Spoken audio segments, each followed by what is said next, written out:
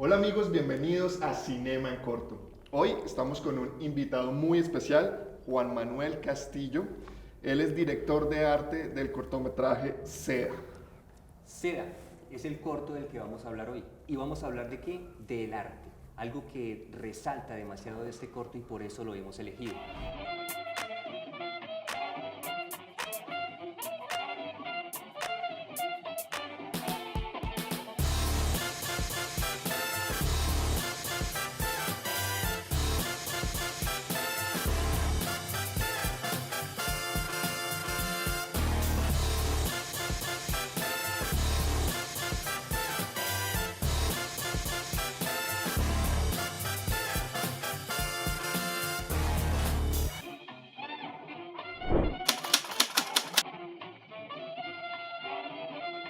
El agradecimiento por aceptar la invitación primero a Juan Manuel. Gracias por aceptar la invitación. Estudiante y ahora profesor, ¿no es cierto? Sí, Rodrigo, muchas gracias. Enrique, muy amables por la invitación. Estoy muy contento, la verdad, muy halagado, un poco nervioso.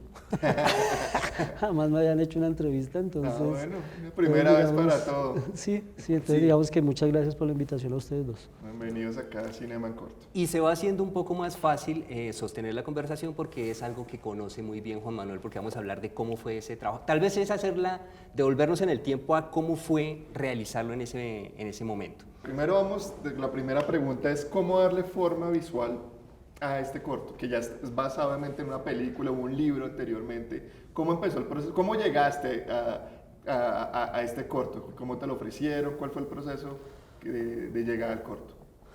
Pues es que la selección de Seda fue algo bien minucioso porque queríamos contar algo de época.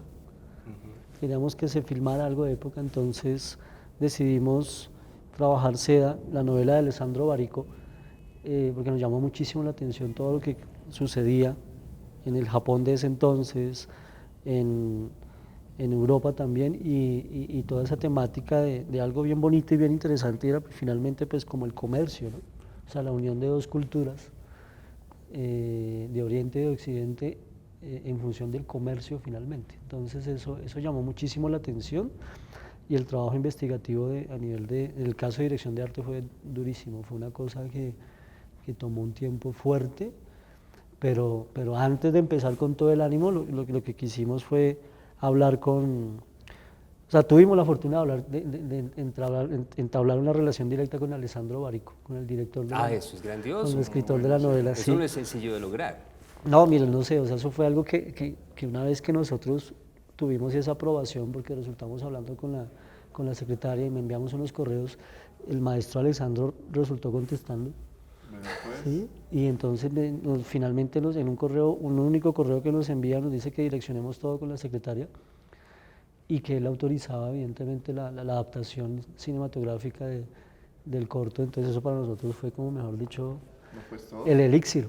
¿Y tuvo ocasión él de conocer el proyecto final o no? Se le envió, sí, se le envió, pero nunca Nunca recibimos hubo respuesta, respuesta. no. Jamás recibimos respuesta de él, nos hubiera gustado, nos hubiera encantado finalmente que el maestro Alessandro hubiera contestado algo, pero con el simple hecho de que nos haya enviado un correo en aquel entonces y nos haya dicho, sí, yo les apruebo que hagan una adaptación cinematográfica, eso fue una loquera, eso fue... Claro, y que eso es importante, o sea, dentro del audiovisual eso es importante, es cuando son adaptaciones, cuando son una obra previa se va a emplear para el audiovisual, es importante enterar a ese autor. Claro, ¿sí? una luz verde, además si van para festivales y todo, es bueno que haya toda esa aprobación, ¿no?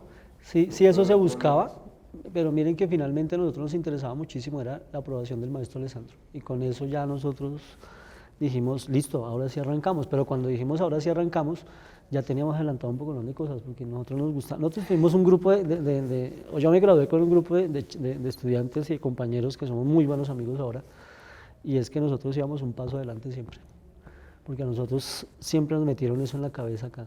O sea, nosotros sentíamos que teníamos un dedo por detrás de la columna haciéndonos así, como que ya, y nos acostumbraban a un tema de trabajo, de investigación fuerte, ¿sí? Pero también tengan plan A y plan B para todo. Y mencionas algo que es importante en general cuando uno se está formando y especialmente con tareas que demandan lo artístico, lo creativo, y es construir el equipo. Si hablamos de cine, o si hablamos de televisión, o si hablamos de... necesitan un conjunto de gente que le aporte la idea. Y en esa dirección voy para la siguiente pregunta. Una vez hecha la adaptación por parte del guionista, bueno, para este caso coincide el guionista y el director, ¿no? Pero una vez hecha esa adaptación y la visión que tiene el director, ¿cierto? Entonces, ¿qué tanta injerencia tienes tú en darle en empezar a trasladarle tu visión del arte para contar la historia? Yo creo que eso tiene que ver muchísimo, repito, y discúlpeme que de pronto es un poquito repetitivo, es que el tema de la investigación es fuerte. O sea, uno no puede sentarse a hacer dirección de arte creyendo que. Y sobre todo en una pieza histórica, Sí. tienes que averiguar mucho. Sí, que retrata entonces, pasado. Claro. Entonces es averiguar mucho la historia de lo que, en cómo está narrada en el libro, la adaptación que se hace en su momento, que creo que es inicios del año 2000, de este siglo, de la película, que también es una película divina, es una película muy Sí, bonita, sí. pero nosotros quisimos trasladar toda la historia, no en esa época que era siglo XIX, mediados del siglo XIX, sino casi 100 años después. O sea, nosotros trasladamos a Seda en una versión de la década de finales del 40, en dos momentos específicos. Uno que fue la Segunda Guerra Mundial, ¿sí? En este caso había una guerra que venía interna también desde la década del 30, mediados de la década del 30, entre Japón y China, fuertísima, que eso históricamente obviamente sucedió, pero también se conecta con parte de la Segunda Guerra Mundial, especialmente con el tema del bombardeo de Japón a Pearl Harbor, de esa isla, pero también se conecta, nosotros quisimos conectarlo con lo que sucedió en Bogotá acá, en el 9 de abril. Mejor Sí, dicho. o sea, mejor dicho, buscamos tragedia por todo lado. Tragedia por todos lados. Sí, esa vaina y fue... batallas épicas, ¿no? Guerras épicas, para que de momentos alguna- épicos de la historia, que eso es... Sí, y para que de alguna manera coincidiera con lo que fue la novela original, porque era una Sí. época de convulsión, ¿no? Entonces ya pues el argumento lo No, señala de ese y el modo. reto del arte, por acá tenemos un vestidos, por ejemplo, lo que muchos, hay cortos que uno ve que se ve que son disfraces, ¿no? Acá vemos que no, que es un vestido. ¿Cómo empezaron ustedes el diseño, por ejemplo, el vestuario y todo esto? Sí, diseño de vestuario. Lo que pasa es que la historia de la protagonista cuenta finalmente que quisimos adaptar a una chica de Occidente que por razones fuertes, ella termina en Japón ahí y termina siendo como una especie de criada de un importante japonés Ok. de la época, y él prácticamente como que la adopta y la educa con todos los conceptos de lo que era el Japón en esa época. Una cuasi geisha, podríamos Sí, decir. sí, pero no lo era. Entonces nosotros quisimos eso que les acabo de narrar, lo que yo hice fue investigar un poco, ¿no?, sobre el tema, ejemplo, de lo que sucedía con el Japón feudal del siglo X y XII, porque fueron 400 años de imperio samurái. Cuando los samuráis tenían prisioneros de guerra, ellos no los mataban, ellos los tomaban como prisioneros de guerra, pero con el tiempo les iban enseñando de la cultura. Como a transformarlos, más Sí, bien. Era la entonces nosotros mentalidad. quisimos como contarle un poquito eso desde la perspectiva de ella, que era simplemente una criada, muy bonita por cierto, y eso lo trasladamos. Entonces el vestuario, decidimos con las vestuaristas, con las chicas que me ayudaron, el tema de vestuario, que tenía que todo mandarse a hacer a medida. Sí, a medida. apropiado, sí. ¿Sí? No solamente para el vestuario de ella, sino para el vestuario del protagonista, de Quique Mendoza, Sí. el actor, que eso fue, digamos que tuvimos unos aciertos fuertísimos en el tema del casting. ¿Sí? Jennifer Cortés ahorita está trabajando en Netflix, está trabajando en Daniel Estados Páez Unidos. también lo vemos ahí. El entonces fue un tema que básicamente dijimos, o le pegamos el perro a esto o no aprendimos nada. Sí. Y es lo que sucede, que ya lo hemos repetido muchas veces, que es lo que sucede cuando una propuesta es atractiva, es interesante, se consiguen casting de personas que pueden ir adelante, que pueden estar haciendo cine. Que nada ya, es que pueden- imposible, uno dice, ese actor Sí, es imposible, exacto. pero desde que Desde haya que la una buena propuesta historia, un sea- buen guión, Desde que la propuesta posible. sea sólida y el equipo sea acertado en presentarla, la acogen. Sí, sí, a ellos les gustó un montón, ¿no? A todos les gustó un montón, ¿no? Entonces eso fue otro golazo también, cuando nosotros dijimos, tenemos todo el casting que queremos, eso, mejor dicho, ustedes no se imaginan de una u otra manera cómo descansamos en ese momentico, y después dijimos, listo, ya tomamos aire, hágale, sigamos, entonces conseguir el detalle conceptual fue muy bonito, y también algo que me metió muchísimo en el tema de dirección de arte, me lo metió muchísimo una profesora que se llama Hanna Romero, y ella me decía, flaco, o sea, Juan Manuel, los detalles importan un montonón. Especialmente Un montonón. Entonces, dijo, Cada detallito. cada detallito, cada cosa nosotros lo hicimos, pero con un orden y sobre todo con una pasión impresionante. Y dijimos, no se puede escatimar absolutamente nada. Las locaciones también fueron un acierto porque fueron varias. Una, el cementerio central. Y ríanse que para el tema yo me acuerdo tanto que para el tema del scouting de locaciones, pues allá había que pedir un poco de permisos y unas Sí, cosas sí, que claro. siguen siendo vigentes hoy en día, pero nosotros lo que hicimos lo hicimos de esta manera, le dijimos, listo, nos vamos a hacer scouting de locaciones, 2, le toman del pelo a los vigilantes Uy, guerrilla style fue eso. y el resto nos vamos a hacer las imágenes que necesitamos para mirar los espacios, o sea, porque los manes no dejaban trabajar, ni con carta ni sin carta, entonces eso fue algo muy chistoso, pero surtió un efecto bien Somos grande. turistas y estamos haciendo unas Eso, bueno, en la carrera séptima con calle 21, había un billar ahí de la época que todavía Sí, estaba el billar vigente. es muy bonito. Sí, ese billar, no recuerdo el nombre ahorita, pero ese billar es en un segundo piso, que es donde se hizo todas las escenas con Daniel Páez, sí, la temática del amigo del protagonista. Ese billar conservaba todo el mobiliario y toda la estética que nosotros quisimos que fuera, y obviamente se pulió, se trabajó un poquito también el tema de adecuar un poquito el mobiliario también Sí, y sí, todo, pero eso estaba perfectamente establecido. O sea, entrar al billar fue como habernos detenido en el tiempo, en la década finales del 40. Se ¿Sí? gustó perfecto. Perfecto. Y eso fue una... O sea, necesitábamos un billar que fuera de la época.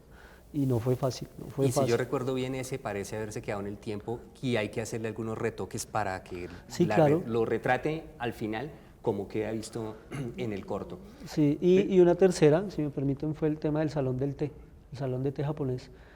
Eso fue también una investigación exhaustiva de cómo era el diseño, qué materiales, o sea, el tipo tenía un tapiz totalmente diferente, tatami se llama eso. Y eso también tuvimos la fortuna de hablar con la embajada, conseguir un contacto con la embajada japonesa para que nos dijeran, dentro de la sabiduría de ellos, y no faltaba, qué podíamos obviamente Las ambientar. puertas, las Sí, ventanas. y eso se mandó a hacer con un amigo que es arquitecto y es diseñador industrial, y yo le dije, hice los bocetos y le dije, necesito esto. Él hizo el render y me dijo, ¿esto es lo que quiere? Yo le dije, sí. Y yo, entonces contratamos, la siguiente locación fue un estudio en galerías, y ahí se hizo como el tema del montaje del salón de té, en ese aspecto. Bueno, para acercarnos un poco al corto que están ustedes por ver, todo esto nos ha aproximado a los elementos que se utilizaron. Es un corto que junta dos culturas, lo occidental con lo oriental, cuidando los detalles de los que ya nos hablaba Juan Manuel, donde percibí que la diferencia era como el color, como que Oriente tenía color, como que Occidente era más gris, Sí, más sí. blanco, negro, grises. ¿Cómo se llega a ese concepto? El director de fotografía tenía un concepto totalmente claro desde lo que el director quería, ¿sí? Cristian, que fue el director en ese entonces, Cristian Hernández, fue un chico que el tipo la tenía clara y manejaba muy bien los conceptos de paletas de colores, el tema de los filtros y los ambientes lumínicos. Entonces, cuando se lee el guión y cuando se dice, sí, evidentemente Bogotá tiene que ser retratada de una manera fría, porque es una ciudad fría también, porque estamos en un cementerio, y Japón, aunque esté en guerra y antes de la guerra, siendo un país tan cerrado, tenía que mostrarse con ese colorido y con esa de una u otra manera, como con esa atracción, ¿no? Por ser una cultura totalmente extraña para Occidente. De Y una u más otra en esa manera. época, no es como ahorita que hay la cercanía, sino era un misterio, era como otro planeta Japón. En esa Sí, época claro, para Bogotá. claro, y porque también por el tema del comercio de la seda, pues no todos los países podían acceder. Sí, exacto. ¿Sí? Entonces eso era tremendamente importante resaltarlo, y evidentemente hay un trabajo de color, de ambiente lumínico fuertísimo, muy bien, muy bonito, muy detallado del director de fotografía en ese aspecto. Nos entendimos muy bien, de hecho. Y Muy el bien. corto lo que me gustó es que es una muestra que se pueden hacer cortos de época, cortos diferentes, con temas totalmente que no se tocan mucho, ¿no? Y lograr algo tan maravilloso como el corto que vamos a ver ahora.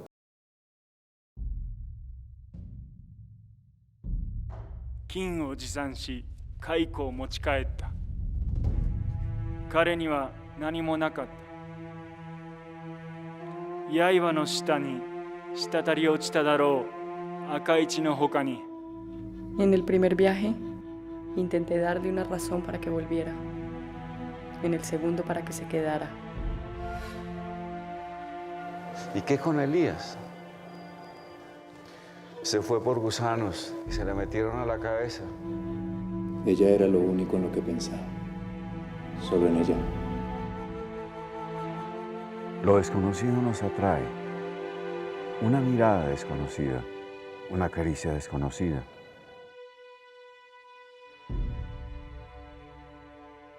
Le aconsejé que la olvidara. Fue tras ella, de todas formas.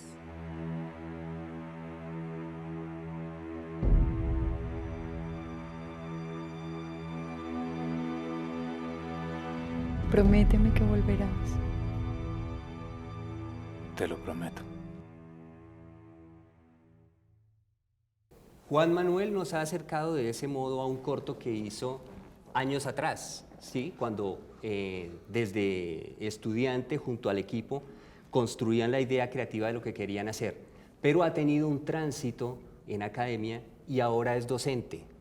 Rápidamente, ¿cómo se dio ese tránsito? Y la especialización, el énfasis a hacerlo ahora en el arte, que es algo muy importante de tomar en cuenta cuando hablamos de audiovisual, porque hay que irse especializando. No todo el mundo puede dirigir, no todo el mundo puede producir.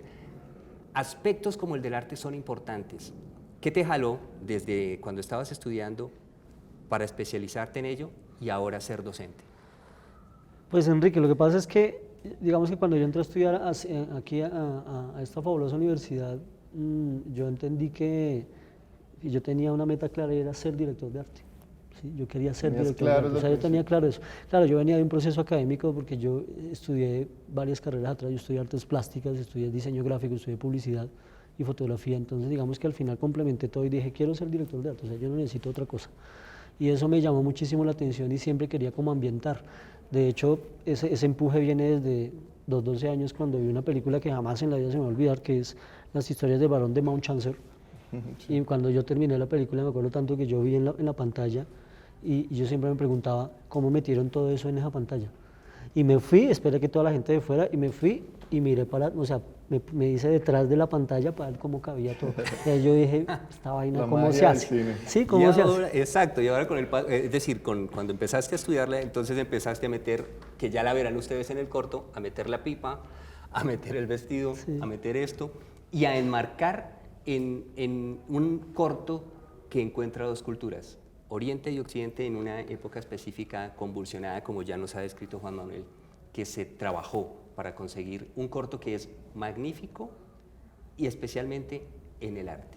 La narrativa también, pero eso será otra conversación que tendremos porque estamos hablando de una obra que ya fue literaria, que tuvo adaptación en el largometraje, pero que aquí sabe hacerlo en el corto para, detenida en los personajes, contarnos la historia, hacerle al estudiante vago un recorrido de... Ahí le contamos qué es el libro, pero se lo contamos de una manera artística, colorida y bien encuadrada. Juan Manuel, muchas gracias por venir.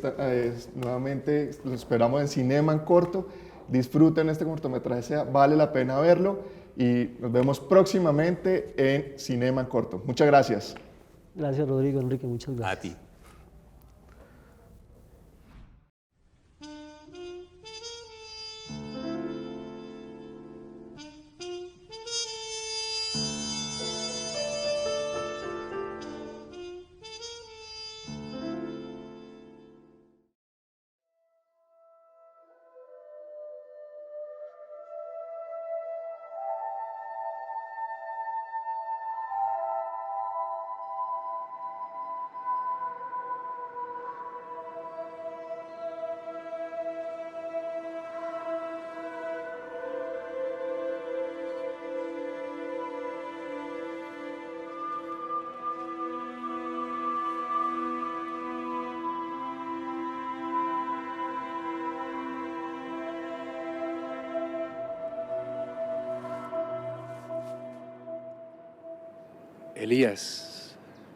Elías Cortizo, hilandero. Bueno, era hilandero. Fabricaba tejidos en seda. Entré a este negocio hace muchos años por mi amigo Valdemar. Él fue quien me pidió que fuera a Japón en busca de huevos de gusano. Había buen dinero de por medio.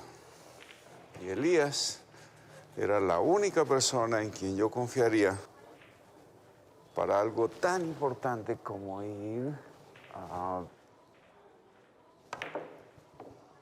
Japón. El único lugar que no había sido alcanzado por la epidemia y donde aún podían encontrarse gusanos de seda sanos.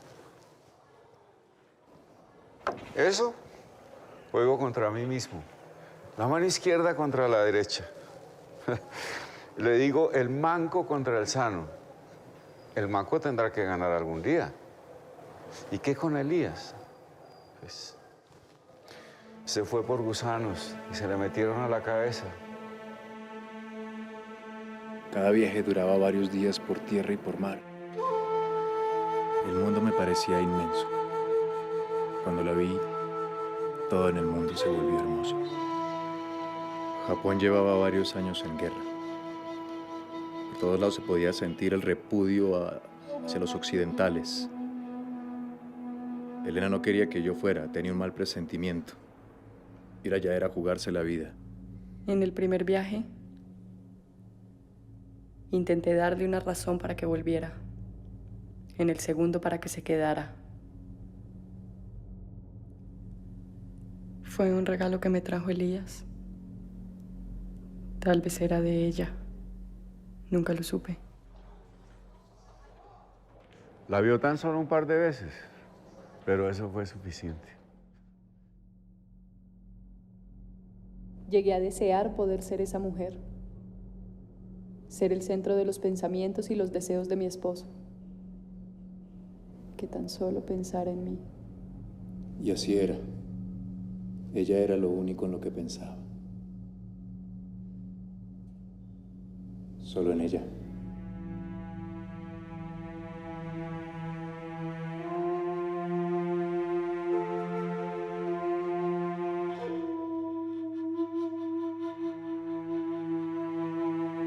Lo desconocido nos atrae.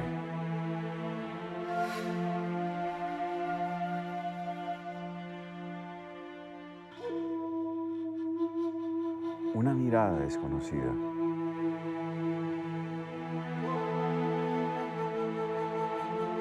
Una caricia desconocida.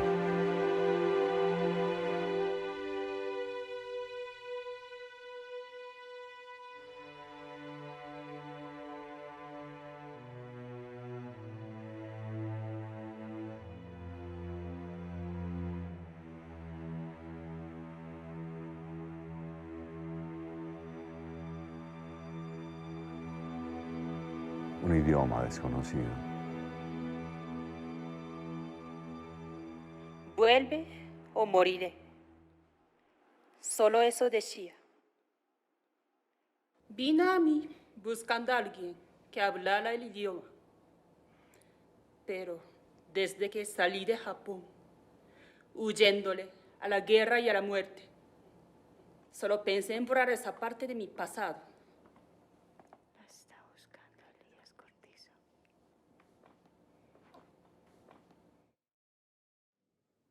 Kinを持参し、蚕を持ち帰った。彼女は外国を話さない、そう忠告したはずです。彼には何もなかった。刃の下に滴り落ちただろう、赤い血のほかに。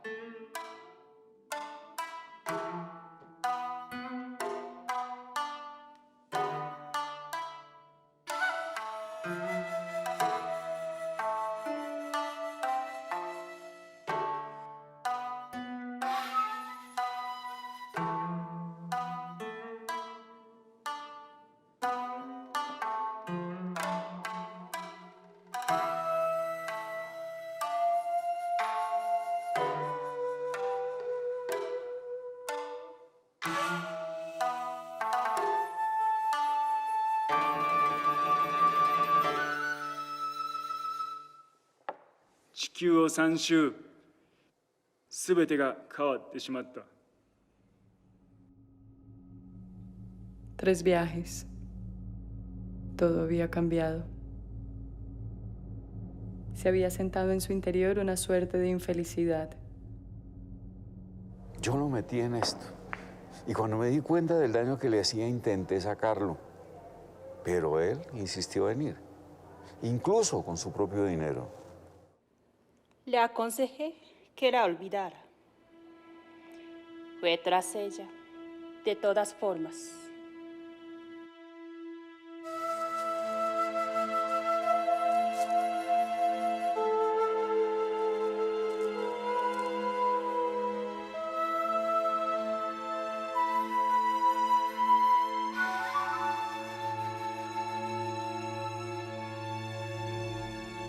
Prométeme que volverás.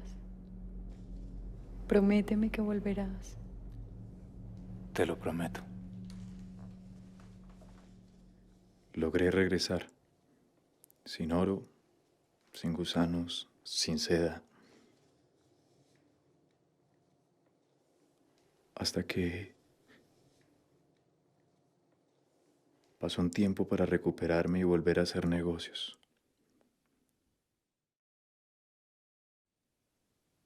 No traía dirección de remitente. Parecía un catálogo de huellas de pájaro, pero realmente eran cenizas de una voz quemada. Bacana otoko. ¿Cómo iba a negarme a verlo? Creo que lo que escuchó esa noche lo puso peor. Accedí a leerle con la condición de que nunca más me buscara. Mi señor amado, no debes tener miedo. Estoy cerca de ti. ¿Sientes la seda de mi destino? Es mi piel.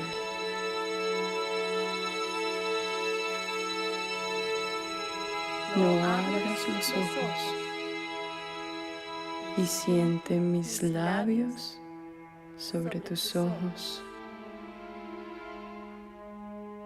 mi boca sobre tu sexo. No nos veremos más, Señor. Lo que era para nosotros, ya lo hemos hecho. Y tú lo sabes. Olvida a esta mujer. Por favor, olvídala.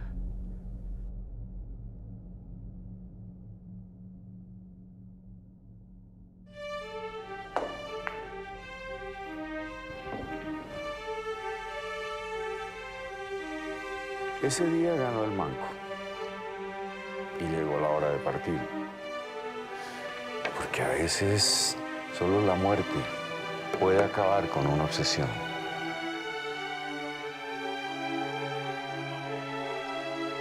Elena murió de una fiebre cerebral.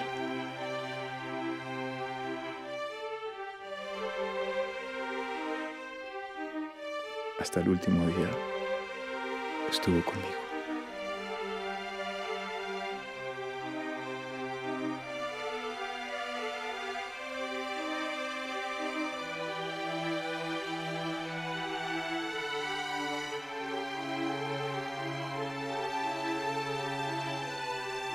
Donde quiera que ella estuviese, allí estaba el paraíso.